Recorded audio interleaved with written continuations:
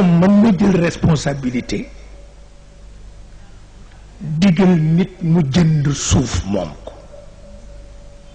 parce que xam-xamam àgg na ci te lu yomb la. bañ ko laajee mu ni mais Sidna Omar bi yonent bi ñëwee di def Fathu Makka lu mu jëkk a wax ana sama kër ga parce que daf ko luye woon kër nag bu fekkee dañ koy luye mën dañ ko jaay.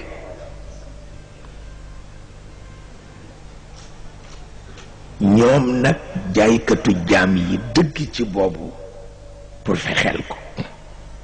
parce que nee ñu kii ku ko topp àdduna bu tukki lay doon. mais boo ko seetloo bu seetlu ko yépp ci wàllu yar la ndax gis naa Maodo reprendre ko Sidil Hadj Malick radiallahu taala xam nga àlla jaamu du dem bu sokkoon bi muy ndaw fa sawaroon ci xam-xam mu ñu seet si Sidil Hadj Malick nee na fan yooyu sax mi ngi yëg ci moom diisaayu yaram ba gannaaw gi la dégg nit dafa tëdd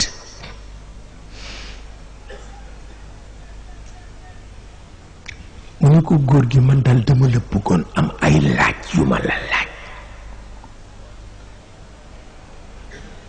bi muy jëkk a wax mooy loi bi tubaab yi wote mu abolir l'esclavage est-ce que sañ nañ ko appliquer ci jullit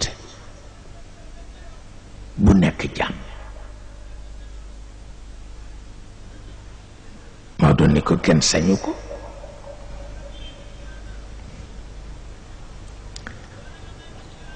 gis nga jox nit ki conscience su li mu doon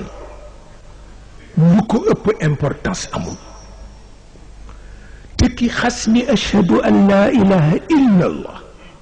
wane na ni benn sang rekk am ñépp jàpp la waaw naka ngay weññi koo tey ñu naan la jaam nga di ko nangu ne la téeméeri junniy nit wër di la dóor ak di la takkal lànkal doo jaam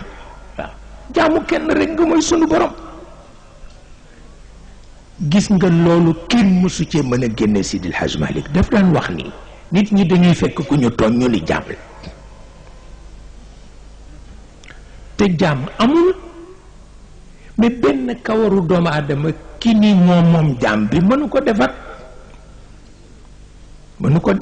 kon nag mbir la moo xam ni bu ñu ci wotee loi it nañ ko appliquer ñeneen mais du ko appliquer ci jullit parce que jullit ki mësul nekk jaam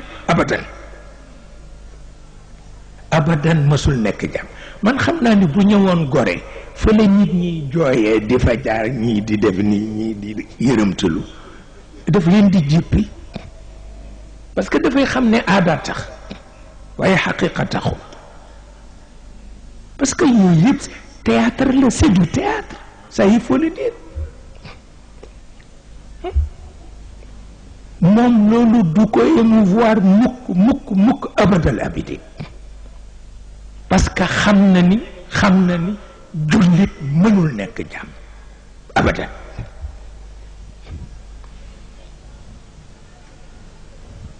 gis nga yooyu nag ku la ni danaa ca àgg te duma jàng dafa nax boppam te il faut que nga xam yu mel noonu kooku dañu ni yàlla moo jëmbatal doomu aadama conscience ci biiram waaye moo koy rooseel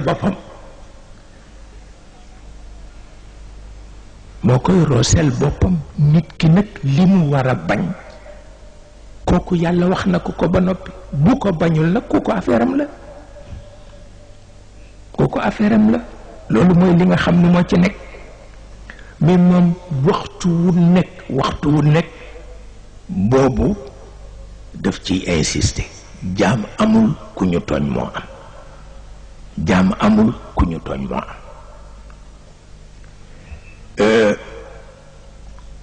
ba tax na